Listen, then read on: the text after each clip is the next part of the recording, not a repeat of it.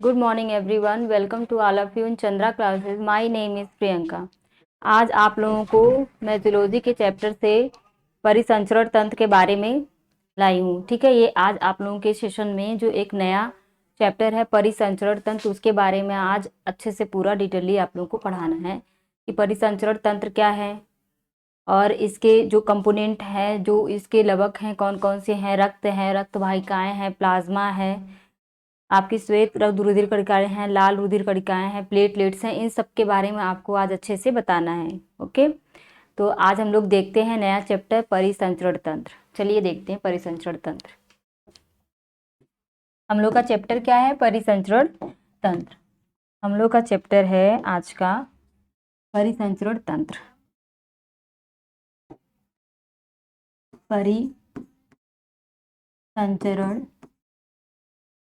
परिसंचरण तंत्र, जिसको आप इंग्लिश में क्या कह सकते हैं? Circulatory system. जिसको हम लोग इंग्लिश में क्या बोलते हैं? Circulatory system. इसको हम लोग इंग्लिश में क्या बोलेंगे?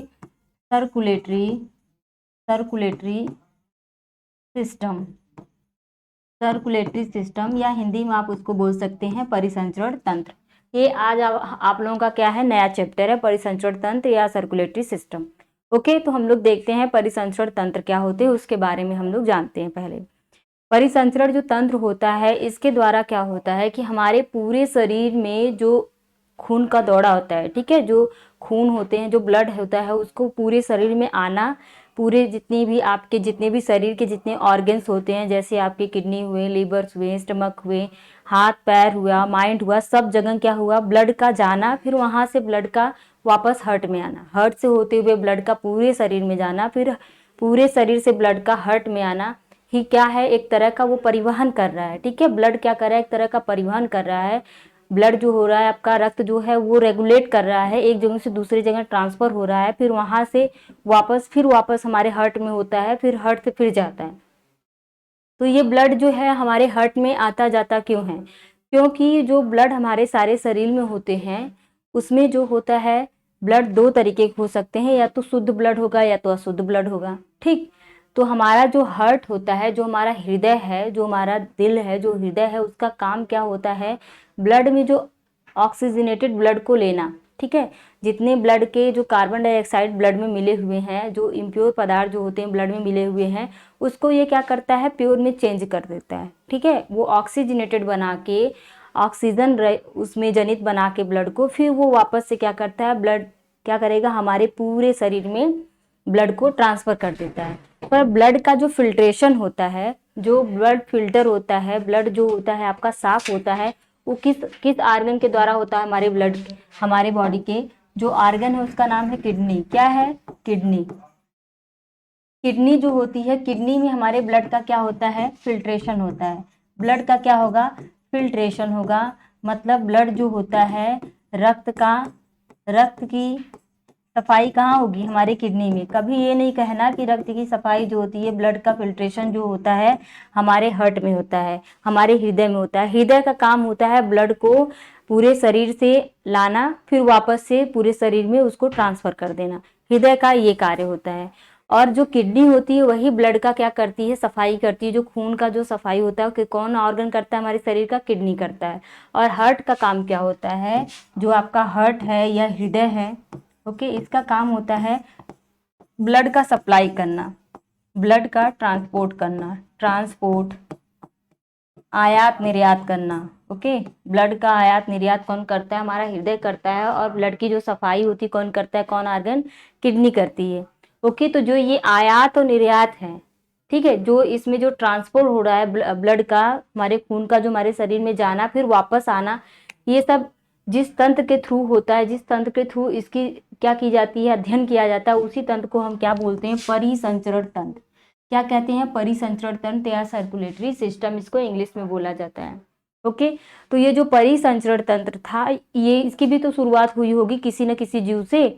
तो हमारा जब आप थोड़े और हायर लेवल पे जब आप पढ़ेंगे, तो उसमें आपको देगा संघ. संघ में आपको पता है कि जो संघ होता है शुरू होता है हमारे किससे? ये जो संघ होता है, ठीक, जब जंतुओं का वर्गीकरण करेंगे तो उसमें संघ आता है, और इस संघ में सबसे पहले जो संघ होता है उसका नाम होता है प्रोटोजोआ। क्या नाम होता है? प्रोटोजोआ।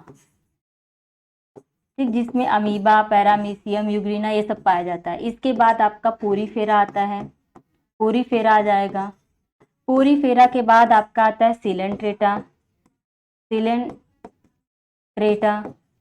सिलेंट्रेटा के बाद आपका आता है प्लेटीहेलमिन्थीज, प्लेटीहेलमिन्थीज। ठीक, प्लेटीहेलमिन्थीज आ गया। इसके बाद आपका आता है एस्के हेलमिन्थीज, एस्के हेलमिन्थीज आएगा, हेलमिन्थीज, मिन्थीज। ठीक, उसके बाद आपका आता है एनीलिडा। क्या आता है? एनीलिडा। एनीलिडा में हमारा क्या क्या इसका एग्जाम्पल हो सकता है? एनीलिडा का जो एग्जाम्पल आपका होता है केचुआ हो जाता है। इसमें क्या आते हैं? केचुआ आता है। फिर इसी में आपका क्या आता है? जोंक आती है, सॉरी, इसमें क्या आता है आपका? जोंक आएगा, जोंक आता है।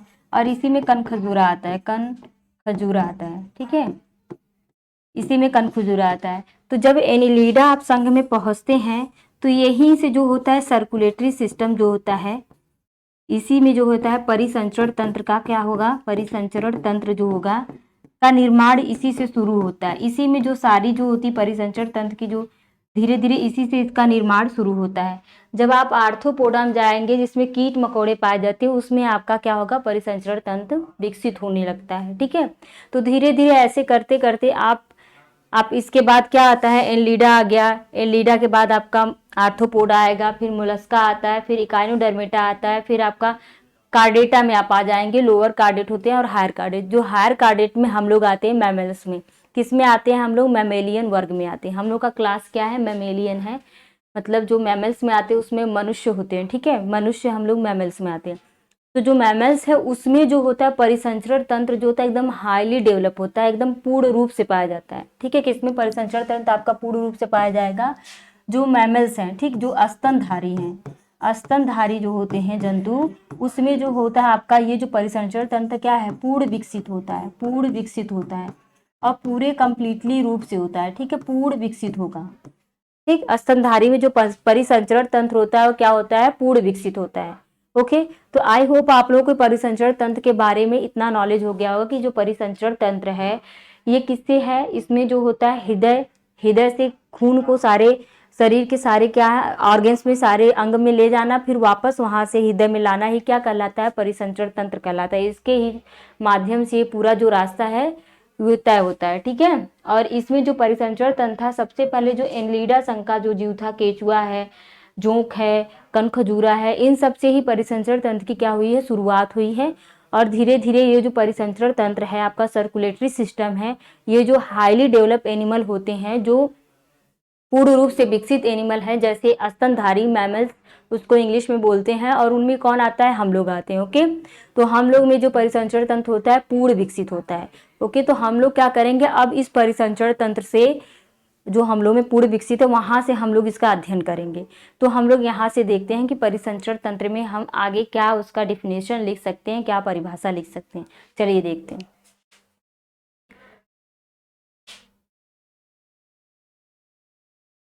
एक मिनट, ठीक है, चलिए देखिए। हम लोग लिख सकते हैं परिसंचरण तंत्र में, तो हम लोग इसका डिफिनेशन क्या लिख सकते हैं कि मानव में पदार्थों के परिवहन के लिए, क्या लिख सकते हैं आप परिसंचरण तंत्र में इसका परिभाषा कि मानव कैसे हैं भाई? मानव कैसे हैं आपके? उच्च श्रेणी के जंतु हैं। क्या है ये? उच्च श्रेणी के, मानव में उच्च श्रेणी के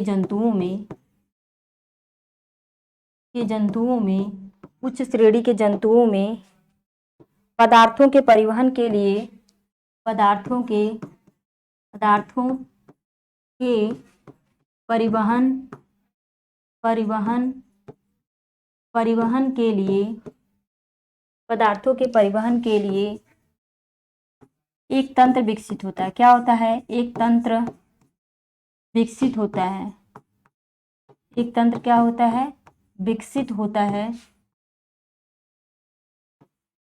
है, जिसे हम क्या कहेंगे? एक तंत्र पूर्ण विकसित होता है जिसे हम क्या कहते हैं, परिसंचरण तंत्र कहते हैं। क्या कहते हैं, परिसंचरण तंत्र, या तो इंग्लिश में आप इसको क्या बोल सकते हैं, सर्कुलेटरी सिस्टम, सर्कुलेटरी सिस्टम, ठीक है, सर्कुलेटरी सिस्टम, परिसंचरण तंत्र इसको बोल सकते हैं, या तो आप इसको इंग्लिश में बोल सकते हैं परिसंचरण तंत्र। मानव में, और मानव कैसा है, उच्च श्रेणी के जंतु, मानव कैसा है, उच्च श्रेणी के जंतु में पदार्थों के परिवहन के लिए एक तंत्र का विकसित होता है, उसी तंत्र को हम लोग क्या कहते हैं, परिसंचरण तंत्र कहते हैं। ओके, अब हम लोग नेक्स्ट इसके आगे देखते हैं। इसके आगे जो हमको क्या देखना है, इसके आगे जो होता है आपका, अब आप देखें जो परिसंचरण तंत्र के अवयव कौन कौन से हैं, ठीक है। परिसंचरण तंत्र की हम हेडिंग डालेंगे, परिसंचरण तंत्र के अवयव, ठीक, परिसंचरण तंत्र के अवयव क्या है, निम्न टाइप के होते हैं, और वो अवयव कौन कौन से हैं उसको हमको देखना है। रुधिर है, रुधिर वाहिकाएं हैं, हृदय है और लसिका। पहला क्या है, रुधिर, इसको इंग्लिश में क्या बोलेंगे, ब्लड। दूसरा है आपका रुधिर वाहिकाएं, रुधिर वाहिकाएं, रुधिर वाहिकाएं हैं, और इसको क्या कहेंगे हम, ब्लड वेसल्स, ब्लड वेसल बोलते हैं, इसको क्या बोलते हैं, ब्लड वेसल्स। थर्ड है आपका हृदय, जिसको आप इंग्लिश में क्या बोल सकते हैं, हार्ट। हृदय को हम इंग्लिश में क्या बोलते हैं, हार्ट। ओके, चौथा है आपका लसिका, जिसको हम क्या बोलते हैं, लिम्फ। क्या बोलते हैं, लसिका, या तो इसको इंग्लिश में हम क्या बोलते हैं, लिम्फ बोलते हैं। क्या बोलेंगे, लिम्फ। ओके, मैंने क्या लिखवाया कि परिसंचरण तंत्र का मतलब होता है कि मानव में, जो मानव है कैसा उच्च वर्गीय प्राणी होता है, जंतु होते हैं, पदार्थों के परिवहन के लिए एक तंत्र का विकसित होता है, और वो तंत्र क्या कहलाता है, आपका परिसंचरण तंत्र। ओके, तो परिसंचरण तंत्र के अवयव कौन कौन से हैं, पहला है आपका रुधिर, जिसको हम ब्लड बोलते हैं। दूसरा है आपका रुधिर वाहिकाएं, जिसको हम ब्लड वेसल्स बोलते हैं। तीसरा है आपका हृदय, जिसको हम हार्ट बोलते हैं। और चौथा क्या है आपका लसिका, जिसको हम लिम्फ बोलते हैं। ये चार मेन इसके कंपोनेंट है, ये चार मेन इसके अवयव हैं, मुख्य अवयव हैं, जो किससे बिलोंग करते हैं, परिसंचरण तंत्र से, सर्कुलेटरी सिस्टम से बिलोंग करते हैं। अब हम लोग देखेंगे कि रुधिर के भाग क्या क्या है और रुधिर क्या है, ठीक है। हम लोग पहले रुधिर के बारे में जानते हैं, फिर उसके भाग क्या क्या होते हैं उसके बारे में हम लोग जानेंगे। ओके, तो चलिए देखते हैं रुधिर क्या है। रुधिर जो होती है वो एक तरह का क्या होता है, रुधिर एक तरह की ऊतक होती है। हम पहला डाल लेते हैं रुधिर, ठीक। ओके, ये रुधिर क्या है, आपका रुधिर जो होता है इसी को हम क्या बोलते हैं, ब्लड बोलते हैं। ब्लड जो होता है एक तरह का क्या होता है, ऊतक होता है। ब्लड क्या होता है, एक तरह का ऊतक या टिश्यू होता है। यह एक तरह का तरल संयोजी ऊतक होता है। ये एक तरह का क्या होता है, तरल संयोजी ऊतक होता है। क्या, ब्लड जो है आपका एक तरह का तरल संयोजी ऊतक होता है, जिसको हम इंग्लिश में बोल सकते हैं लिक्विड कनेक्टिव टिश्यू। क्या बोल सकते हैं, कनेक्टिव टिश्यू। क्या बोल सकते हैं, कनेक्टिव टिश्यू बोल सकते हैं। अब आप कहेंगे मैम ये कनेक्टिव टिश्यू या संयोजी ऊतक क्या होता है, ठीक है। तो टिश्यू के बारे में पहले आप जानिए। मैंने सेल के बारे में आप लोगों को कोशिका के बारे में बताया था। जो कोशिका होती है वो हमारे जीवन का क्या होता है, मौलिक इकाई होती है। कोशिका से ही हमारे जीवन का क्या है, विकास हुआ है। ओके, तो रुधिर, फिर आपका टिश्यू क्या है, ऊतक क्या है, आप एक एग्जाम्पल के थ्रू समझिए। कोशिका जो होती है हमारी लाइफ की जो ओरिजिन हुई या हमारी लाइफ जो बनी है वो किससे मिलके बनी है, कोशिकाओं से मिलके बनी है। ठीक है, अगर एक कोशिका रहता है तो हमको उस कोशिका का नाम हम लोग बताए थे कि आपका क्या होगा, एक कोशिकी होगा। बहुत सारी कोशिकाएं मिल जाएंगी तो उसको हम कहेंगे बहुकोशिकी। पर ये ऊतक क्या है, ऊतक के बारे में हमको देखना है।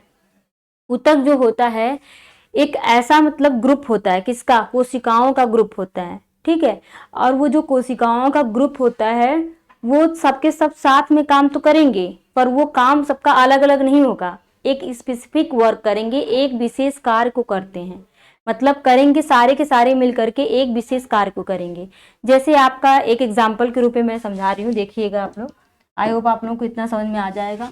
ऊतक क्या है, ऊतक जो होता है ये कोशिकाओं का समूह होता है। ये क्या होता है, कोशिकाओं का कोशिकाओं का क्या होता है, समूह होता है, ग्रुप ऑफ सेल। ठीक, हमने यहाँ एक कोशिका बना दी। ठीक है, ये एक कोई जीव बनाया। ठीक, उस जीव के अंदर बहुत सारी कोशिकाएं हैं। ये क्या है, बहुत सारी कोशिकाएं हैं। ठीक, ये बहुत सारी कोशिकाएं हैं, और ये जो कोशिकाएं हैं ये क्या करती हैं, सब साथ में मिल करके एक कार्य को फंक्शन करती है। इनका जो कार्य होता है वो कार्य सिर्फ एक होगा, कार्य एक होगा। और कोशिकाएं क्या हैं, बहुत हैं, बहुत सारी कोशिकाएं हैं। जैसे आप एग्जाम्पल समझिए कि आप अगर कोई भी व्यक्ति क्रिकेट, मान लीजिए क्रिकेट गेम हो रहा है, ठीक है, सब लोग देखते हो भाई, सबका लोकप्रिय खेल है क्रिकेट। तो जो क्रिकेट होता है उसमें क्या होते हैं, आपके इतने सारे प्लेयर्स होंगे, 11-12 जो भी प्लेयर्स हैं आपके। ठीक है, तो आपके जितने 11 या 12 जो भी प्लेयर्स हैं, ये सारे प्लेयर्स जो होते हैं, खिलाड़ी जो हैं, वो क्या करते हैं, ग्रुप बना लेते हैं। ठीक है, तो हॉकी में आपका जितना भी 11, शायद हॉकी में आपका 11 प्लेयर्स हैं, ओके, तो 11 होंगे। और जो आपके क्रिकेट होंगे उसमें 12 और 11 के पे होता है। तो उसमें जितने आपके खिलाड़ी होते हैं वो क्या करते हैं, सबके सब जो होते हैं एक ग्रुप में रहते हैं। ठीक है, तो उसको भाई एक ग्रुप नाम रख दिया, इंडिया के एक ग्रुप है। ठीक है, ये इंडिया के खिलाड़ी हैं या ऑस्ट्रेलिया के खिलाड़ी हैं। पर खेल सारे खिलाड़ी का क्या है, एक ग्रुप बन गया, कोशिकाओं की तरह क्या हुआ, एक ग्रुप बन गया। और खेल क्या रहे हैं, सारे के सारे क्या खिलाड़ी खेल रहे हैं, आपका क्रिकेट ही तो खेल रहे हैं, क्रिकेट ही तो खेल रहे हैं, ये क्रिकेट ही खेल तो खेल रहे हैं। मतलब सारी कोशिकाओं का जो ग्रुप होता है वो एक स्पेसिफिक कार्य को करती है। उसी तरह सारे खिलाड़ी जो मिल करके वो कौन सा खेल खेल रहे हैं, क्रिकेट खेल रहे हैं। अगर क्रिकेट मैच हो रहा है तो उसमें सारे खिलाड़ियों का ग्रुप हो जाएगा, और ये ग्रुप एक स्पेसिफिक कार्य को कर रहा है, क्रिकेट को खेल रहा है। तो इसी ग्रुप को, ये जो ग्रुप है कोशिकाओं को, इसी ग्रुप को जो एक स्पेसिफिक कार्य कर रहा है, इसी ग्रुप का नाम क्या रख देंगे, ऊतक। ये क्या करेगा, इसका नाम हो जाएगा ऊतक, या इसी को इंग्लिश में टिश्यू बोलते हैं। आप लोगों को हो सकता है टिश्यू अब समझ में आ गया होगा कि टिश्यू जो होता है, ऊतक होता है, कोशिकाओं का समूह होता है। ठीक है, और सबकी जो है इनका जो कार्य होगा एक ही कार्य होगा, जो भी कार्य करेंगे उनका जो कार्य होगा स्पेसिफिक कार्य होगा। ठीक है, एक मुख्य कार्य को करेंगे, कोशिकाओं के ऐसे कोशिकाओं का ये समूह होता है और एक मुख्य कार्य को करता है, और ऐसे कोशिकाओं के समूह को हम क्या कहेंगे, ऊतक कहते हैं। ठीक है, क्या कहते हैं, ऊतक कहते हैं, जो हमारी कोशिकाओं के मरम्मत में सब चीज़ों में क्या करती है, हेल्प करती है। ठीक है, तो ये आपका क्या है, ऊतक है। तो ऊतक आप जान गए। तो ऊतक के जो, जब आप ऊतक का जो प्रकार पढ़ेंगे तो उसमें आता है संयोजी ऊतक। संयोजी ऊतक का जो उदाहरण क्या होता है, आपकी रुधिर। तो हमेशा याद रखेंगे कि रुधिर जो होता है, आपका जो ब्लड है, वो एक तरह का ऊतक है। और कैसा ऊतक है, तरल संयोजी ऊतक। मतलब इसका मीडियम कैसा, माध्यम है, लिक्विड है, तरल है, इसलिए इसका नाम हम लोग रखे क्या है, तरल संयोजी ऊतक इसका नाम रखा गया। Connective tissue, liquid connective tissue इसका नाम रखा गया है। तो ये रुधिर का क्या था, एक फंक्शन था। आप रुधिर के बारे में जान गए कि रुधिर क्या है, ब्लड क्या है। ब्लड जो होता है एक संयोजी ऊतक है, तरल संयोजी ऊतक है। ठीक है, और ये क्या करता है, ब्लड जो होता है हमारे पूरे शरीर में क्या है, नसों के थ्रू, धमनियों के थ्रू बहता है। ठीक है, धमनियों के थ्रू और नसों के थ्रू हमारे पूरे शरीर में बहता है। जो नस हैं, धमनियाँ, उनसे हमारे पूरे शरीर में क्या होता है, ब्लड का आवागमन होता है। तो ये आपका रुधिर है। अब हम लोग देखेंगे रुधिर के प्रकार क्या हैं, रुधिर के प्रकार में कौन कौन से रुधिर आएंगे, फिर उसके बाद एक एक करके उनके सारे प्रकार के बारे में हम पढ़ेंगे एकदम अच्छे से, जिससे आपके एग्जाम में क्वेश्चन बनता है। तो एक क्वेश्चन आपका ये बनता है एग्जाम में कि रुधिर क्या है। आपको वहाँ पे 4 ऑप्शन दे दिए जाएंगे, जहाँ पे देखिएगा कि तरल संयोजी ऊतक दिया है, वही उसी को आप टिक करेंगे, या संयोजी ऊतक देगा तब पर भी टिक करेंगे। ठीक, तरल संयोजी ऊतक या संयोजी ऊतक जो है क्या कहलाता है, रुधिर का एक क्या है, फीचर्स है, उसका एक नेचर है। ओके, चलिए नेक्स्ट टॉपिक पे देखते हैं। ये तो मैं आप लोगों को यहाँ पे जो समझाई हूँ, ये ऊतक के बारे में समझाई हूँ कि ऊतक क्या है। ऊतक जो होता है कोशिकाओं का समूह होता है और सारी कोशिकाएं मिल करके एक स्पेसिफिक कार्य को करती हैं, तो ऐसे समूह को हम क्या कहते हैं, ऊतक कहते हैं। ठीक है, अब हम लोग देखते हैं रुधिर के प्रकार। अब हम लोग क्या देखेंगे, रुधिर के प्रकार या रुधिर के भाग। यहाँ पे हम लोग देखते हैं रुधिर के भाग, रुधिर या ब्लड के पार्ट, रुधिर के भाग। ये मैं आपको एक चार्ट के थ्रू इसको समझा रही हूँ। रुधिर के भाग में आपको देखना है, इसको मैं चार्ट के थ्रू समझा रही हूँ कि रुधिर के भाग में आपका क्या क्या है। ठीक है,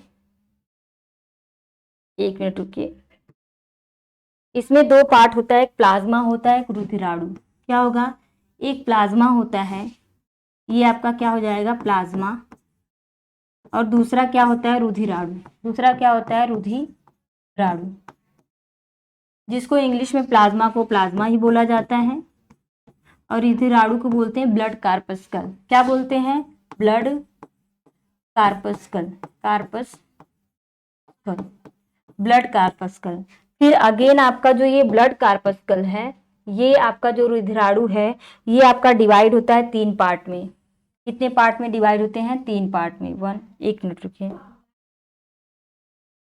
ये वापस से आपका डिवाइड होता है कितने पार्ट में, 3 पार्ट्स में ये डिवाइड होता है। ये इसके तीनों पार्ट्स कौन कौन से हैं, आरबीसी है, डब्ल्यूबीसी है, प्लेटलेट्स है।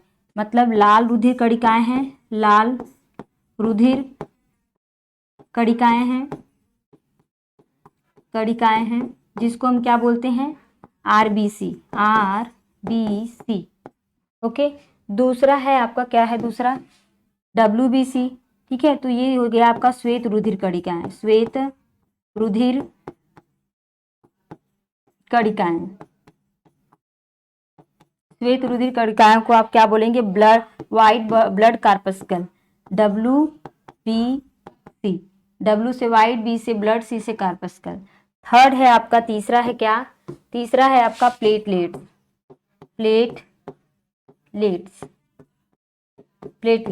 ओके, तो इंग्लिश में प्लेटलेट्स ही बोलते हैं, प्लेटलेट्स।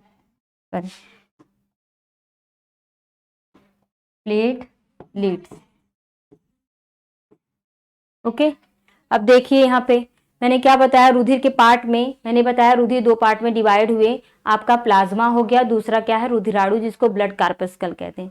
फिर ब्लड कार्पस्कल आपका अगेन 3 पार्ट में डिवाइड हुआ है, 3 भागों में विभाजित हुआ है। लाल रुधिर कणिकाएं, जिनको हम आरबीसी कहते हैं, दूसरा है श्वेत रुधिर कणिकाएं, जिसको WBC कहते हैं, और तीसरा क्या है, प्लेटलेट्स, जिसको हम प्लेटलेट्स इंग्लिश में भी कहते हैं। अब हम लोग देखेंगे कि जो आरबीसी है इसके कितने टाइप्स होते हैं, श्वेत रुधिर कणिकाओं के कितने होते हैं, और आपके प्लेटलेट्स के कितने टाइप्स होते हैं, इसके बारे में हमको देखना है। ठीक है, तो हम लोग देखते हैं लाल रुधिर कणिकाएं। क्या देखेंगे, लाल रुधिर कणिकाओं का एक और नाम है, इसको भी याद कर लीजिएगा, कभी कभी आपके एग्जाम में नाम बदल के पूछ लेता है, इरेथ्रोसाइट। इसका नाम एक है, इरेथ्रोसाइट्स भी इसको कहते हैं। क्या कहते हैं, इरेथ्रोसाइट भी कहते हैं, या इसको इरेथ्रो इंग्लिश में लिख दे रही हूँ, साइट। ओके, और WBC को क्या कहा जाता है, WBC को कहते हैं ल्यूकोसाइट। क्या बोलते हैं, ल्यूकोसाइट। WBC का एक और नाम क्या है, ल्यूकोसाइट। अब WBC को जो डिवाइड किया गया है, ठीक है, WBC को जब डिवाइड किया गया तो इसको 2 पार्ट में डिवाइड कर दिया गया। 2 पार्ट, ये आपका कौन कौन सा है, इसको देखना है। ये आपको कितने पार्ट में डिवाइड कर दिया गया, 2 पार्ट में इसको डिवाइड कर दिया गया। एक आपका है कणिका में, एक आपका क्या है, कणिका में WBC, और दूसरा क्या है, अकणिका में WBC, कणिका में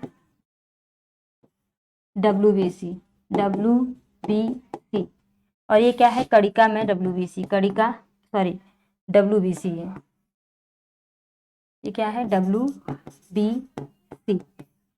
कणिका, जिसको इंग्लिश में ग्रैनुलोसाइट बोलते हैं। क्या बोलेंगे, ग्रैनुलोसाइट। और अकणिका मतलब ए ग्रैनुलोसाइट। ओके, यहाँ तक आप लोगों को देखिए यहाँ तक आपका क्या मैंने कहा कि इसमें जो है श्वेत रुधिर कणिकाएं जो WBC है, इसका एक और नाम है ल्यूकोसाइट्स। क्या नाम है? ल्यूकोसाइट्स। और RBC जो था, लाल रुधिर कणिकाओं का एक नाम क्या है? इरिथ्रोसाइट नाम है इसका। ठीक है, अगर इरिथ्रोसाइट के बारे में पूछ लिया कि इरिथ्रोसाइट के बारे में आप बताइए कि इरिथ्रोसाइट किसका दूसरा नाम है, तो आप हमेशा याद रखना जो RBC है हमारा लाल जो ब्लड होता है उसका ही नाम अदर क्या है? इरिथ्रोसाइट है। श्वेत रुधिर कणिकाओं को अगेन आप दो भागों में विभाजित कर दिए, एक कणिकामय WBC हो गया, एक अकणिकामय। कणिकामय का मतलब होता है कि आप इसमें जो कणिकामय होगा उसमें क्या होगा कि उसके जो साइटोप्लाज्म होगा, ठीक है, उसका जो कोशिका द्रव होगा उसमें क्या होगा? बहुत सारे कणिकाएं कण पाए जाएंगे, इसलिए उसको कणिकामय WBC कहते हैं। और जिसमें ये साइटोप्लाज्म में जब उसका स्ट्रक्चर बनाएंगे आप WBC का, तो उसमें जो उसका कोशिका द्रव्य है उसमें क्या होगा? कोई भी कण नहीं पाया जाएगा, इसलिए उसको हम क्या कहेंगे? अकणिकामय WBC। अब हम नेक्स्ट पेज पे देखते हैं कि नेक्स्ट पे क्या है कि अगेन इसको फिर डिवाइड किया गया है। जो कणिकामय WBC है को वापस से लिख देते हैं। जो WBC मैं लिखवा रही थी, WBC में दो पार्ट बताई हूँ, एक आपका कणिकामय है, कणिकामय WBC, और दूसरा क्या है? अकणिकामय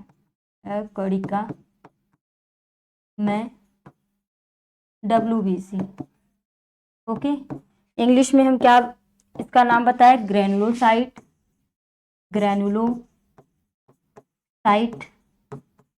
और क्योंकि इसमें ग्रेन्यूल्स पाए जा रहे हैं, कण पाए जा रहे हैं, इसलिए ग्रेनुलोसाइट। और इसमें ये एब्सेंट है तो ए से एब्सेंट हो गया, ए ग्रेनुलोसाइट, मतलब इसमें कण जो होते हैं क्या होंगे? एब्सेंट होंगे। अब अगेन जो है आपका कणिका में जो है WBC, इसको डिवाइड किया गया, फर्दर इसको डिवाइड किया गया है, इसको वापस से डिवाइड किया गया है, इसको इओसिनोफिल, बेसोफिल, इसमें किसमें डिवाइड किया गया? इओसिनोफिल, बेसोफिल,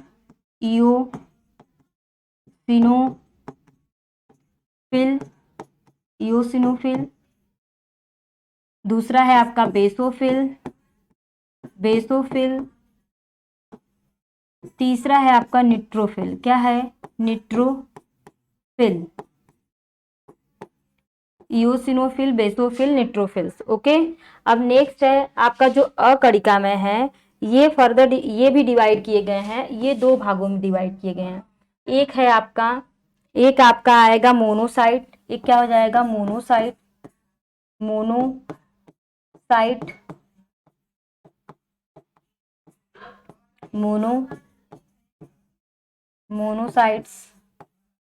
दूसरा क्या है आपका? लिम्फोसाइट्स। क्या है? Lymphocyte,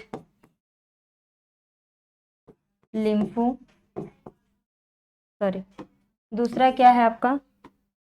lymphocyte. क्या हो गया? दूसरा क्या आपका? लिम्फोसाइट्स हो गए। ओके, अब आपका जो लिम्फोसाइट्स होता है ये अगेन 3 में डिवाइड किया गया है। क्या है? बी सेल हो गया, टी सेल हो गया, और क्या हो गया? किलर सेल हो गया। ठीक है, किलर एंड नेचुरल सेल।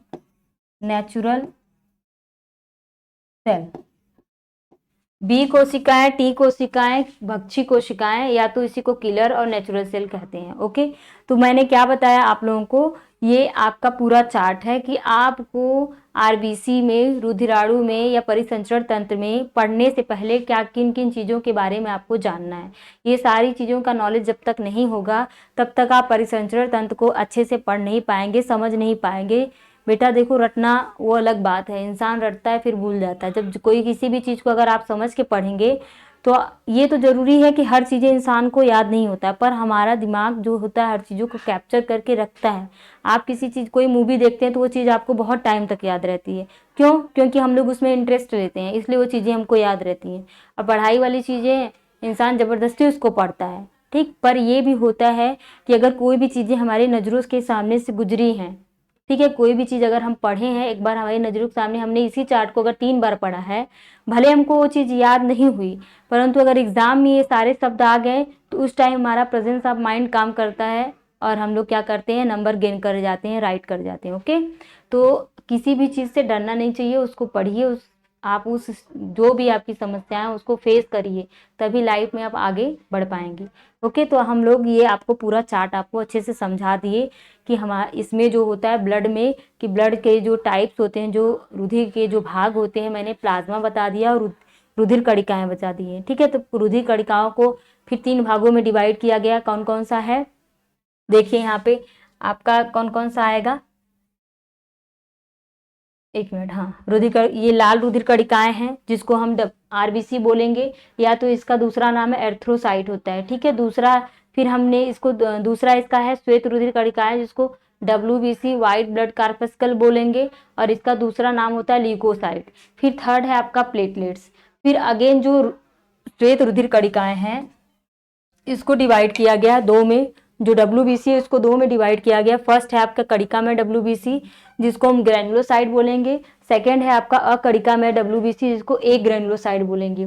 फिर कणिका में जो डब्ल्यूबीसी है इसको 3 में डिवाइड किया गया है, इओसिनोफिल्स होता है, सेकेंड है आपका बेसोफिल्स एंड लास्ट है आपका क्या है, न्यूट्रोफिल्स। ये 3 आपके किससे रिलेटेड है, कणिका में डब्ल्यूबीसी से। फिर आपका यहाँ पे जो है अकणिका में एक ग्रैनुलोसाइट जो होते हैं वो 2 में डिवाइड होते हैं, मोनोसाइट और लिम्फोसाइट।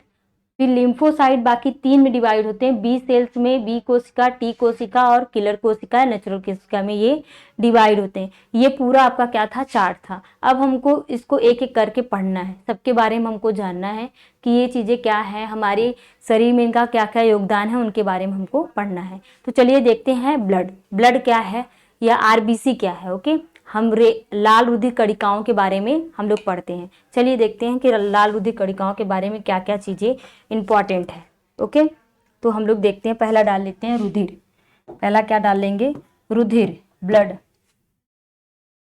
रुधिर, इसको हम इंग्लिश में क्या बोलते हैं, ब्लड बोलते हैं, जो कि सब लोग जानते हो, इतना इजी सा वर्ड है ब्लड। ओके, और हर चीज़ों को मैं क्या करूँगी, पॉइंट वाइज आपको पढ़ाऊंगी। यहाँ पे पूरा सेंटेंस 2 के बच्चे नहीं हो कि 4 के 8 के इंटर के हो कि चलो पूरा सेंटेंस लिखना है। यहाँ पे जो भी चीज़ें आप पॉइंट वाइज पढ़ेंगे। ओके, हम सब चीज़ें आपको पॉइंट वाइज पढ़ा देंगे। तो चलिए देखिए, पहला क्या है, पहला पॉइंट है कि रुधिर क्या है। मैंने बताया रुधिर जो है एक ऊतक होता है। ये क्या होता है, एक ऊतक है, और ये ऊतक कैसा है, ये एक होता है तरल संयोजी ऊतक है। कैसा है, तरल संयोजी ऊतक है, तरल संयोजी ऊतक है। ये आपका पहला पॉइंट हो गया। अब दूसरे पॉइंट में क्या आपको देखना है, दूसरा पॉइंट है कि रुधिर की जो ओरिजिन हुई है, जो विकास हुआ है, कहाँ से हुआ है, रुधिर की जो ओरिजिन हुई है, ठीक है, जो इसका विकास हुआ है, ये भ्रूण के मीजोडर्मल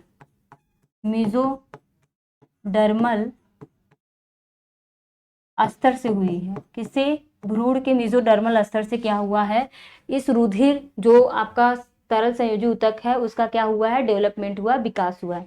थर्ड पॉइंट है कि स्वस्थ मनुष्य में रुधिर कितना पाया जाता है। एक अगर स्वस्थ मनुष्य है, ठीक है, तो उसमें जो रुधिर की जो मात्रा होती है, स्वस्थ मनुष्य में किसकी, जो ब्लड है, ठीक है, जो स्वस्थ मनुष्य में जो, एक मिनट, स्वस्थ मनुष्य में रुधिर की मात्रा, किसकी मात्रा, रुधिर की, ब्लड की मात्रा कितनी होती है हमारे शरीर में। अगर एक हेल्दी पर्सन है, स्वस्थ है, तो खून की जो मात्रा होती है वो कितनी होती है, उसको हमको देखना है। 5 से 6 लीटर होती है। कितनी होती है, 5 से 6 लीटर होता है। कितना होता है, 5 से 6 लीटर होता है। ठीक, चौथी पॉइंट है आपका, चौथा पॉइंट क्या है आपका, ये देखते हैं। चौथे पॉइंट में आप लिखेंगे कि रुधिर का स्वाद कैसा होता है। इसका स्वाद कैसा है, जब किसी को चोट लगता है, पहले हम लोग बचपन में क्या करते थे, जब चोट लगता था, कहीं पे भी हाथ कट गया कुछ भी, तुरंत हम लोग मुंह में उंगली डाल लेते थे। ठीक है, उस चीज़ को हम लोग चूसने लगते थे, ब्लड को, कि ताकि हमारा ब्लड क्या हो, बाहर कहीं ना खराब हो। ठीक है, तो बचपन की थिंकिंग थी हम लोगों की। ठीक है, तो उसको जब हम लोग चूसते हैं उस ब्लड को, तो हम लोग को ब्लड कैसा लगता है, नमकीन जैसा ना, नमक के जैसा फील होता है। तो ब्लड का स्वाद कैसा हो गया, जो रुधिर का स्वाद कैसा हुआ, नमकीन हुआ, नमकीन स्वाद हुआ। नमकीन स्वाद कब होता है? जब किसी चीज का जो पीएच होता है 7 से अधिक हो। तो रुधिर का जो पीएच होता है 7.4 होता है, इसलिए रुधिर का नेचर कैसा हो गया? क्षारीय हो गया। कैसा हो गया? क्षारीय हो गया। जब किसी चीज का पीएच, यहाँ देखिए पीएच के बारे में जानिए। पीएच का मतलब होता है ये हमेशा 7 होता है, ठीक। अगर 7 से अधिक हो गया 7.1, 7.2, 7.3, 7.4 ऐसे ऐसे करके चला गया ऊपर, तो ये जो आपका विलयन होगा, ये जो पदार्थ होगा वो कैसा होगा? क्षारीय होगा, मतलब बेस होगा। क्या होगा? ये बेसिक नेचर का होगा, बेस होगा। अगर 7 के नीचे है तो वो कैसा होता है? अम्लीय होता है। क्या होगा? अम्लीय हो जाएगा। जैसे 6.4, 6.7 ऐसे करके होगा तो अम्लीय। जितना नीचे आओगे उतना तेज एसिडिक होगा, ठीक है, उतना अम्लता बढ़ती जाती है। अगर 7 है, जो उसका पीएच अगर 7 है, तो वो जो विलयन होगा कैसा हो जाएगा? उदासीन, मतलब उसका ना तो कोई स्वाद होगा, न तो क्षारीय होगा, न तो अम्लीय होगा, उदासीन होगा, कोई भी उसका स्वाद नहीं है। तो ये पीएच वैल्यू पे कुछ क्वेश्चन बनते हैं कि इस चीज का पीएच कितना है, ये अम्ल हुआ कि क्षार हुआ, ऐसे कुछ क्वेश्चन बनते हैं। तो ये जो मैंने बताया आप लोगों को थोड़ा बहुत हेल्प करेगा। ओके, चलिए देखते हैं, हम लोग अपने पॉइंट पे आते हैं। हमारा पॉइंट क्या है? हमने 4 पॉइंट क्या बताया कि जो रुधिर है, ठीक है, उसका स्वाद कैसा? नमकीन है, क्योंकि उसका पीएच कितना है? 7.4 है। जब किसी भी विलयन का पीएच जो होता है, किसी भी सोल्यूशन का जो पीएच होता है 7 से अधिक होता है, तो क्या हो जाता है? क्षारीय हो जाता है। वो विलयन कैसा होता है? क्षारीय होता है। नेक्स्ट पॉइंट हम लोग देखते हैं, पॉइंट 5। पॉइंट 5 में क्या है? पॉइंट 5 में दिया गया है कि हमारे शरीर में जो होता है, अगर 1 मिलीलीटर हमारे शरीर में क्या है? रक्त है, ब्लड है, उस ब्लड में जो लाल रुधिर कणिकाएं हैं वो लगभग कितनी होती हैं? वो 50 से 54 लाख होती हैं। 54 लाख, 50 से कितना होंगी? 54 लाख प्रति एमएम घन होती हैं। प्रति एमएम घन होती हैं। प्रति घन एमएम घन होती। क्या है ये? लाल रुधिर कणिकाएं, आरबीसी हैं। आरबीसी, ब्लड में जो लाल रुधिर कणिकाएं होती हैं, उन अगर 1 ml ब्लड है तो उस 1 ml ब्लड में हमारी जो आरबीसी है, रेड ब्लड कार्पस्कल है, कितनी उनकी संख्या कितनी होगी? 50 से 54 लाख होती है, ठीक है। 6 पॉइंट है आपका। 6 पॉइंट क्या है कि जो आरबीसी है इसकी हम लोग जो गणना करते हैं किस यंत्र द्वारा करते हैं? आरबीसी की जो गणना की जाती है, ठीक है, वो किस यंत्र द्वारा की जाती है? उस यंत्र का नाम क्या है? उस यंत्र का नाम है आपका हीमेटोसाइटोमीटर। क्या नाम है? हीमेटोसाइटोमीटर। क्या नाम है? हीमेटोसाइटोमीटर, जिसको इंग्लिश में लिख सकते हैं हीमेटोसाइटोमीटर। हीमेटोसाइटोमीटर क्या है? इससे हम क्या करते हैं? ब्लड की हीमोसाइटोमीटर, हीमेटो नहीं, एक मिनट सॉरी सॉरी सॉरी, थोड़ा सा मिस्टेक हो गया, हिंदी में हीमो है, हीमो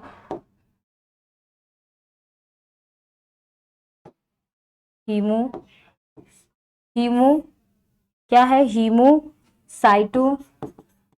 साइटोमीटर, हीमोसाइटोमीटर। ये हो गया हीमो, यहाँ आपकी स्पेलिंग चेंज हो जाएगी। हीमोसाइटोमीटर क्या हो गया? हीमोसाइटोमीटर। इसके द्वारा हम क्या करते हैं? ब्लड में कितनी % आपकी क्या है? आरबीसी है, लाल रुधिर कणिकाएं हैं, उसके बारे में हम लोग ज्ञात करते हैं कि हमारे ब्लड में अगर कितनी लाल रुधिर कणिकाएं हैं, उसका ज्ञान हम किस यंत्र द्वारा करते हैं? हीमोसाइटोमीटर। किससे?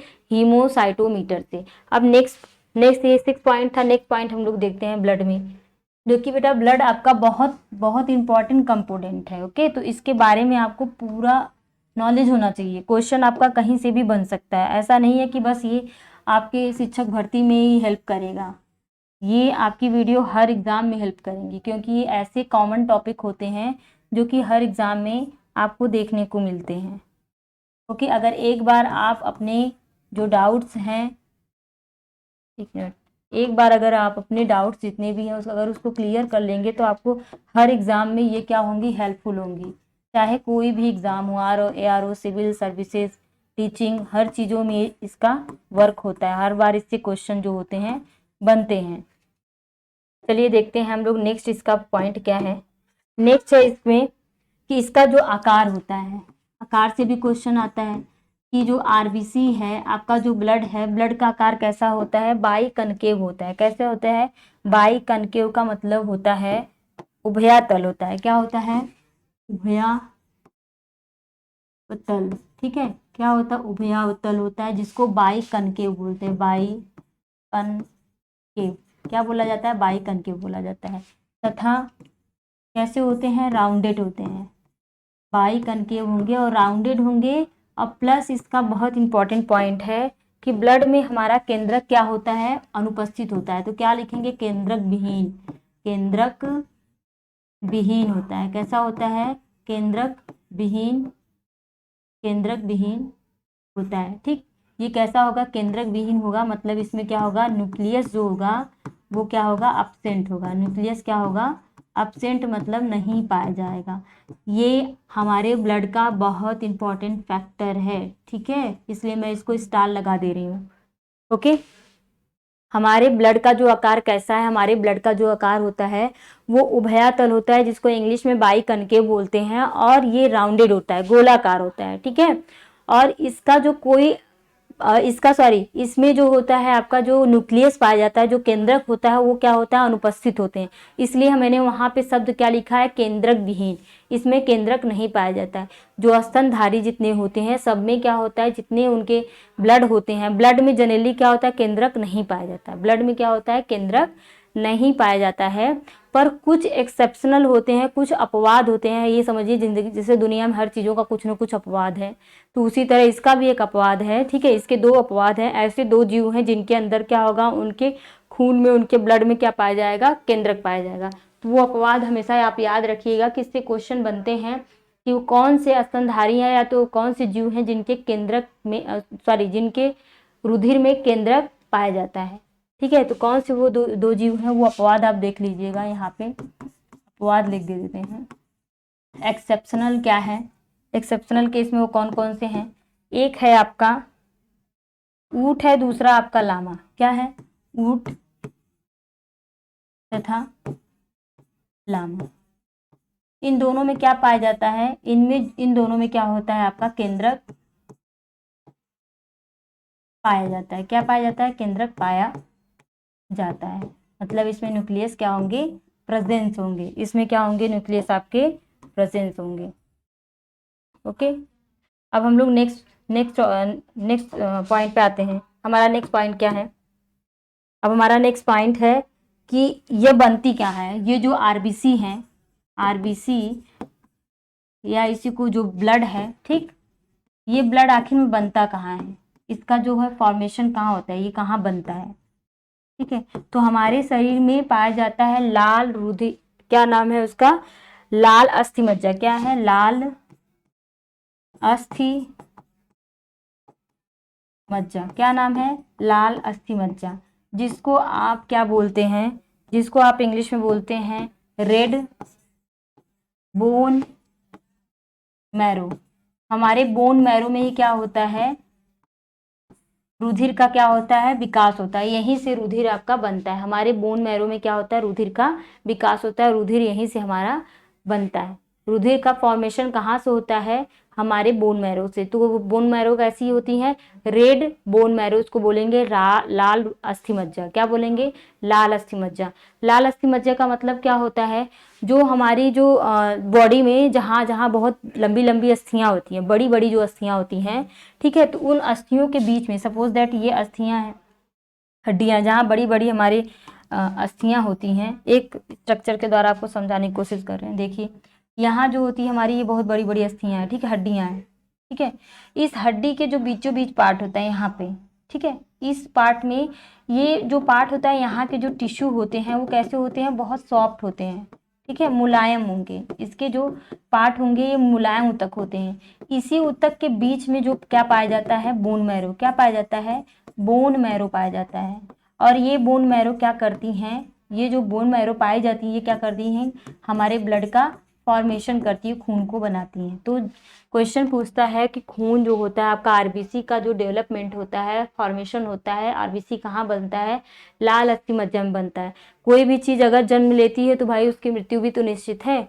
तो उसी तरह लाल अस्थि मज्जा जो होती है जब ये बनी है तो इसका विनाश भी जो होता है कि आखिर में जाके आखिर में कहाँ विनाश होती है, तो जो प्लीहा होता है हमारे शरीर में, जो प्लीहा है उसको इंग्लिश में स्प्लीन बोलते हैं, वहीं पे जो लाल रुधिराणु है वो जाके क्या हो जाती है, नष्ट हो जाती हैं। वहीं वो क्या होती है, दफन हो जाती हैं।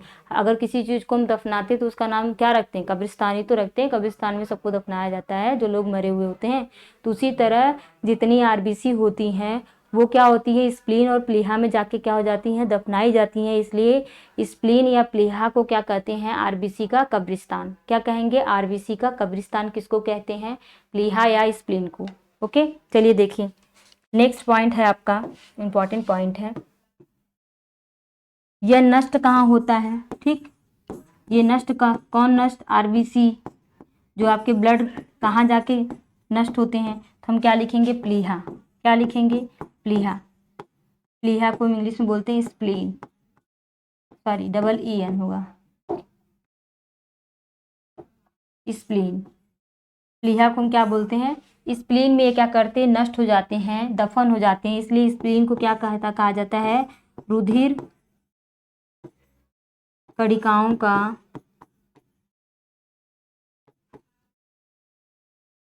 कब्रिस्तान। क्या कहा जाता है, कब्रिस्तान कहा जाता है। रुधिर कणिकाओं का कब्रिस्तान किसको कहते हैं, हम प्लीहा को कहते हैं। ऐसे आपका क्वेश्चन बनता है, रुधिर कणिकाओं का कब्रिस्तान किसे कहा जाता है। 4 ऑप्शन दे देगा, हृदय, किडनी, प्लीहा और आपका मान लीजिए कोई और एक ऑप्शन दे दिया बोन मैरो। तो आप क्या कहेंगे उस पे, उसमें आपका क्या सही होगा, प्लीहा। जहां आपका प्लीहा होगा, स्प्लीन होगा, वो आपके क्या होंगे, राइट होंगे। वो ऑप्शन क्या होगा, राइट होगा। अब नेक्स्ट हम लोग देखते हैं नेक्स्ट पॉइंट क्या है इसमें। हमने क्या बताया, अभी जस्ट आपको बताया कि जो रुधिर का जो नष्ट होता है तो किसमें जाके नष्ट होता है, वो जाके आपका नष्ट होता है प्लीहा में। परंतु अगर एक प्रेग्नेंट लेडी है, ठीक, कैसी है वो लेडी, क्या है, प्रेग्नेंट है, गर्भावस्था में, कैसी है, गर्भावस्था में है। ठीक, वो प्रेग्नेंट है। कोई भी अगर लेडीज है, कोई भी फीमेल है या लेडी है, वो क्या है, अगर वो प्रेग्नेंट है तो उस प्रेगनेंसी के टाइम में जो रुधिर कहाँ जाके नष्ट होगा उसको देखना है। प्रेगनेंसी के टाइम में जो होता है रुधिर, वो नष्ट कहाँ होता है, वो आपका कहाँ होगा, प्लीहा और यकृत दोनों में। कहाँ, प्लीहा प्लस यकृत, इन दोनों में जाके रुधिर का क्या होगा, नष्ट हो जाएगा। बनेगा तो बोन मैरो से, पर नष्ट कहाँ होगा, प्लीहा यकृत दोनों में जाके वो नष्ट हो जाते हैं। तो ये भी आपका एक की पॉइंट है। नेक्स्ट पॉइंट पे हम लोग आते हैं। नेक्स्ट पॉइंट क्या है इसमें, इसमें जो है आपका नेक्स्ट पॉइंट है कि इसका जो रुधिर का जो जीवन काल है, क्या है इसका, जीवन काल। जीवन काल, रुधिर का जो जीवन काल है कितना होता है, 120 दिन होता है। कितना होता है, 120 दिन होता है। कभी कभी एग्जाम में आप लोग ध्यान नहीं देते, 120 दिन के जगह वो दे देता है 2880 घंटे। ठीक, ये दे देगा और नीचे दे देगा 120 घंटे, इतने घंटे, ऐसे आप लोग ध्यान नहीं दिए, 120 दिमाग में चल रहा है, 120 मार के चले जाएंगे।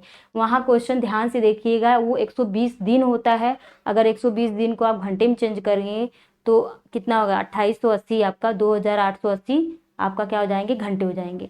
तो ये दोनों चीज़ आप याद रख लिए, इसलिए मैंने ये दोनों चीज़ को आपको कन्फर्म कर दिया है। चलिए देखिए इसका जीवन काल कितना होता है, 120 दिन या 2880 घंटे होते हैं।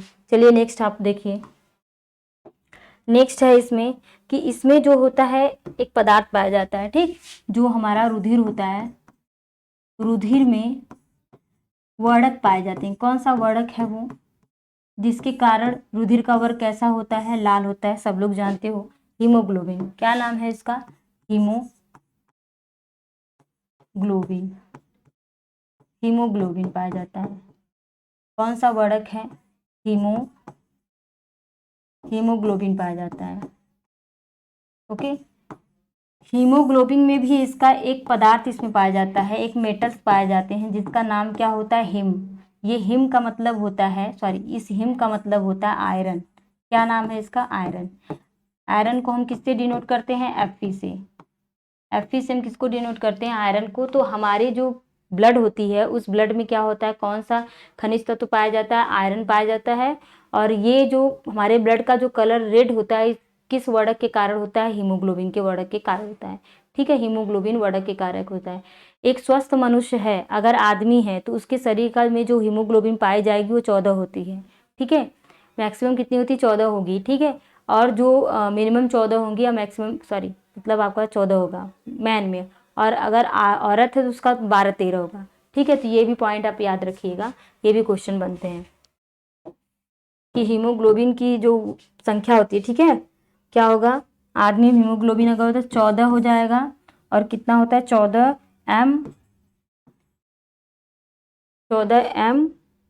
DCAL/3। ठीक है, इतना किस में पाया जा रहा है, मैन में, ये किस में पाया जा रहा है, मैन में।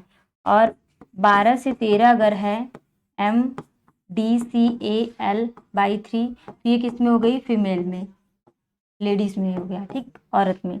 ठीक है, और ये भी क्वेश्चन बनता है कि एक हीमोग्लोबिन हीमोग्लोबिन को हम HB से क्या करते, डिनोट करते। एक हीमोग्लोबिन में कितने ऑक्सीजन के मॉलिक्यूल्स पाए जाते हैं, तो हमेशा लिखेंगे 4O2। मतलब एक हीमोग्लोबिन में ऑक्सीजन के मॉलिक्यूल कितने पाए गए, 4। ये भी क्वेश्चन बनता है कि एक हीमोग्लोबिन में कितने ऑक्सीजन के मॉलिक्यूल्स पाए जाते हैं, तो क्या बताएंगे, 4 मॉलिक्यूल। एक हीमोग्लोबिन में 4 मॉलिक्यूल, हमेशा उसका चौथाई मतलब 4 हिस्सा, 4 गुना होता है, चौथाई नहीं 4 गुना होगा। तो एक हीमोग्लोबिन में 4 गुना क्या होता है, ऑक्सीजन के मॉलिक्यूल्स पाए जाते हैं, ऑक्सीजन अणु पाए जाते हैं। ठीक है, अब नेक्स्ट पे हम लोग आते हैं। इसके आगे जो है हम लोग देखते हैं कि इसमें जो है इसका कार्य क्या है। ठीक, ये जो होता है हीमोग्लोबिन क्या करता है, हीमोग्लोबिन जो होता है हमारे शरीर में ऑक्सीजन और CO2 दोनों का क्या करता है, दोनों का परिवहन करता है, परिवहन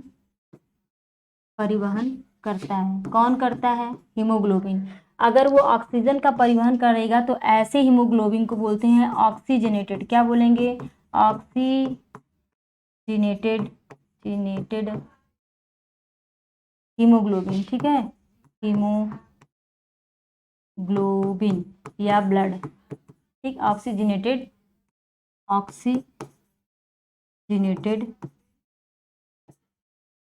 ब्लड बोलेंगे। ठीक, मतलब कैसा ब्लड है, ये शुद्ध ब्लड है। कैसा हो गया, शुद्ध ब्लड है, शुद्ध ब्लड है। ठीक, और दूसरा अगर CO2 का परिवहन मैक्सिमम करने लगेगा तो उसको हम बोलते हैं डीऑक्सीजनेटेड ब्लड। क्या बोलेंगे, डीऑक्सीजनेटेड ब्लड। क्या है वो, ऑक्सी है तो अनऑक्सीजनेटेड हीमोग्लोबिन। ठीक, ग्लोबिन ये आपका हो गया। ठीक, और जहाँ पे डीऑक्सीजनेटेड ब्लड है तो कैसा ब्लड हो गया, अशुद्ध हो गया। कैसा ब्लड हो गया, अशुद्ध खून हो गया, या रुधिर हो गई, अशुद्ध रुधिर हो गई।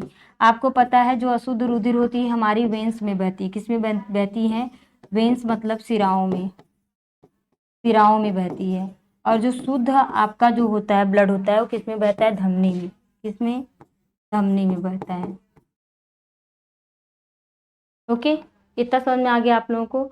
अब हम लोग नेक्स्ट देखते हैं। हमने आपको पूरा RBC लाल रुधिर कणिकाओं के बारे में बता दिया।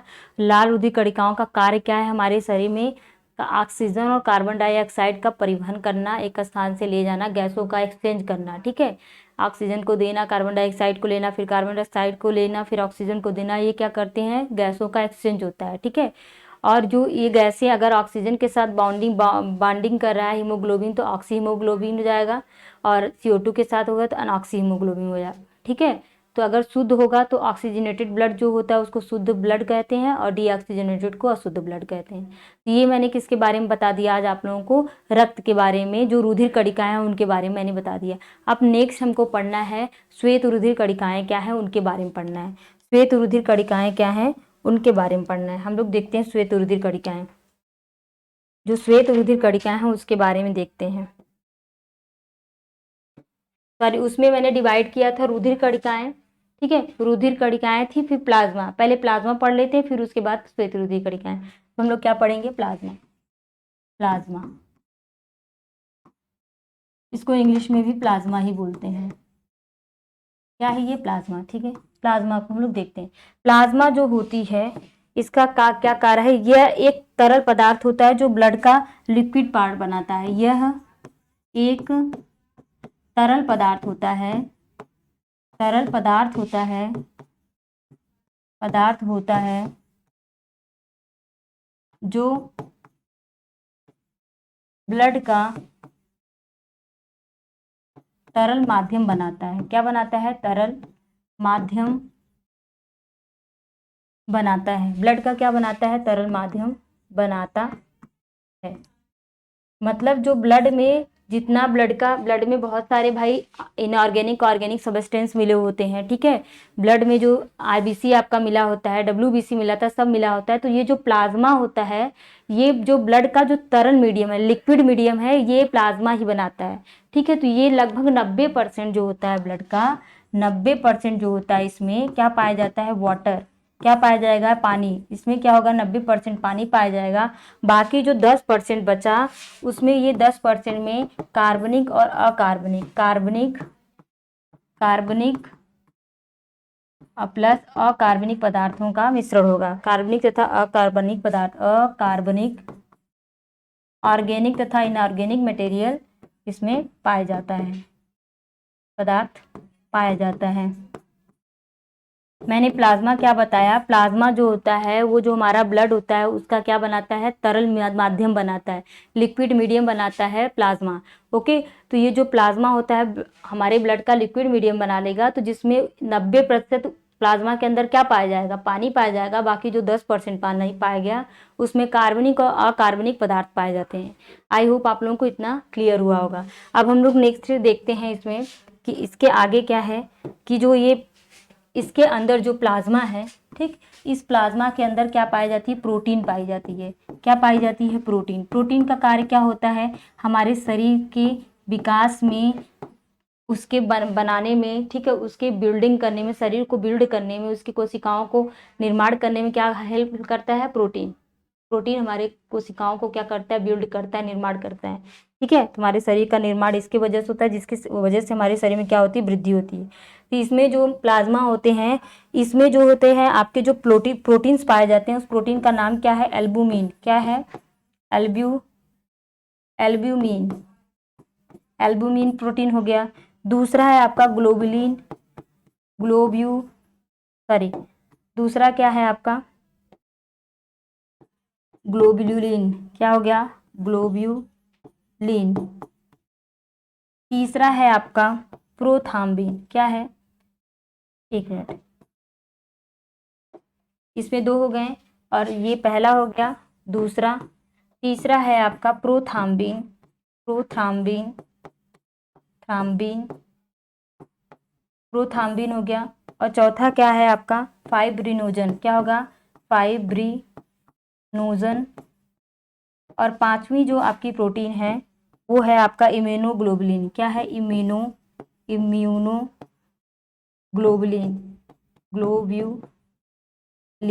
इम्यूनोग्लोबुलिन हो गया। ओके, इम्यूनोग्लोबुलिन हो गया। जिसमें आपका जो एल्बुमिन प्रोटीन होती है, ये सबसे बड़ी प्रोटीन क्या होती है ब्लड में? जो इसके प्लाज्मा में सबसे बड़ी प्रोटीन क्या होती है? ये सबसे बड़ी प्रोटीन होती है। सबसे बड़ी प्रोटीन प्लाज्मा की कौन सी है? एल्बुमिन है। ये क्वेश्चन बनता है कि प्लाज्मा की वो कौन सी प्रोटीन है जो सबसे बड़ी होती है? एल्बुमिन जो होती है प्लाज्मा की सबसे बड़ी प्रोटीन होती है। फिर उसके बाद जो आपकी प्रोथाम्बिन है और फाइब्रिनोजन, ये दोनों क्या करते हैं? रक्त को थक्का बनाने में क्या करते हैं? मदद करते हैं। ठीक है, मतलब थक्का रोधी होते हैं। ठीक, ये कैसे प्रोटीन है? थक्का रोधी होते हैं, थक्का रोधी होते हैं, थक्का रोधी होते हैं। और जो इम्यूनोग्लोबुलिन है, ये क्या करता है? हमारे जो प्रतिरक्षण क्षमता है, प्रतिरक्षण क्षमता का विकास करता है। हमारे शरीर में रोगों से लड़ने की क्षमता को क्या कौन सी प्रोटीन विकास करती है? इम्यूनोग्लोबुलिन। कौन सी प्रोटीन विकास करती है? इम्यूनोग्लोबुलिन करती है। ओके, अब हम लोग देखते हैं कि इसमें एक प्रोटीन जो होती है, प्लाज्मा में बहुत इंपॉर्टेंट है, अक्सर उससे क्वेश्चन आपके बनते हैं। उस प्रोटीन का नाम है हिपैरिन। कौन सी प्रोटीन है? हिपैरिन। कौन सी प्रोटीन है? Heparin. Heparin, heparin protein, heparin, heparin protein. Okay, ये जो हिपैरिन प्रोटीन होती है, जब किसी व्यक्ति को चोट लग जाता है, क्या होता है जब किसी व्यक्ति को चोट लग जाता है, हाथ में कहीं कट गया, चोट लग गया, तो ये जो हिपैरिन प्रोटीन है वहां पे आके ब्लड को क्या कर देती है? क्लॉट कर देती है। ब्लड को क्या कर देती है? क्लॉट कर देती है, जमा देती है। ठीक है, तो हिपैरिन प्रोटीन क्या करती है? ब्लड की क्लॉटिंग में हेल्प करती है। क्या करती है? रक्त के थक्का बनने में, रक्त के थक्का बनने में, थक्का बनने में सहायता करती है, सहायता करती है। मतलब आप अगर इसको इंग्लिश में लिखेंगे तो ब्लड क्लॉटिंग में क्या करती है? हेल्प करती है। ब्लड क्लॉटिंग में, ब्लड क्लॉटिंग में क्या करती है? हेल्प करती है, हेल्प करती है। ठीक है, और कौन सी वो प्रोटीन हेल्प करती है? वो प्रोटीन कौन सी? हिपैरिन। कौन सी है? Heparin protein, heparin protein. ठीक, आई होप आप लोगों को इतना क्लियर हुआ होगा। नेक्स्ट है, इसमें एक और चीज़ याद करिए, रखिएगा कि जब जोक, सब लोग जोक के बारे में जानते हो कि जो जोक होती हैं उनके अंदर एक प्रोटीन पाई जाती है जिसका नाम है हीरोडिन। जोंक जो होता है, जो जीव जोंक होता है, ठीक, जिसको हम लीच बोलते हैं। क्या बोलते हैं? लीच भी बोला जाता है इंग्लिश में जोंक को। तो जोंक क्या करती है? इसके अंदर जो प्रोटीन पाई जाती है उस प्रोटीन का नाम होता है हीरोडिन। क्या नाम है? हीरोडिन। हीरो, कौन सी प्रोटीन है? हीरोडिन। क्या नाम? हीरो, एक मिनट रुकिए।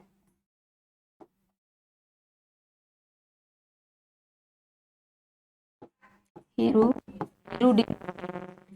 ठीक, हीरो, हीरोडिन प्रोटीन है। ओके, ये जो हीरोडिन प्रोटीन होती है, ये ब्लड को, जो ब्लड है, खून को थक्का जमने से रोक देती है, थक्का बनने से रोकती है। ठीक है, थक्के को बनने नहीं देती।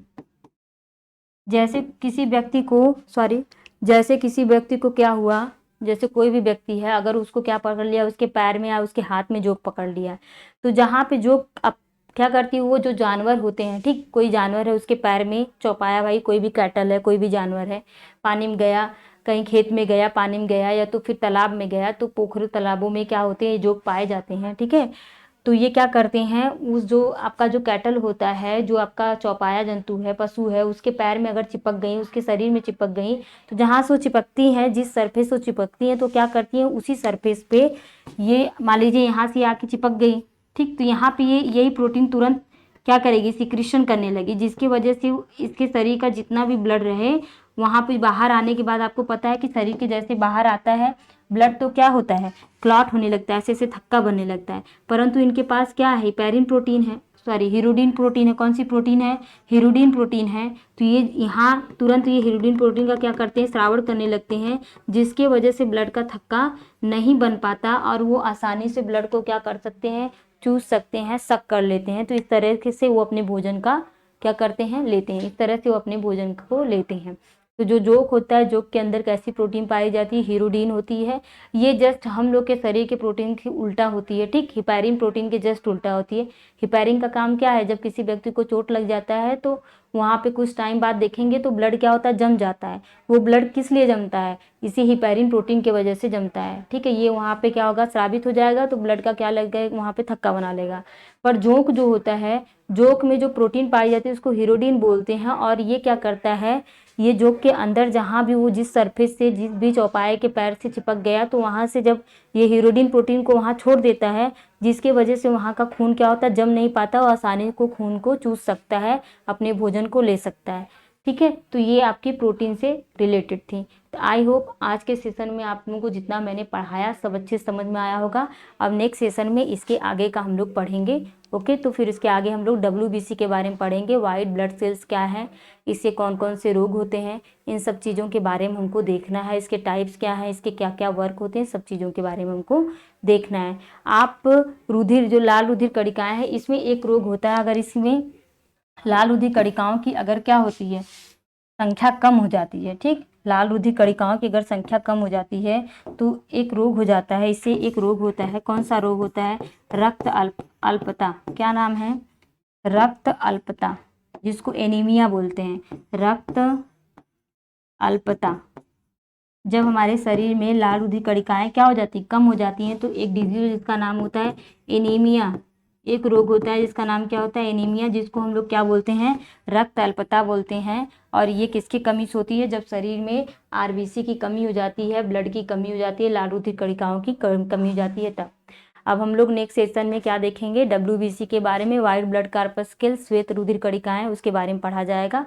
आज के सेशन में बस इतना ही। Thank you for watching.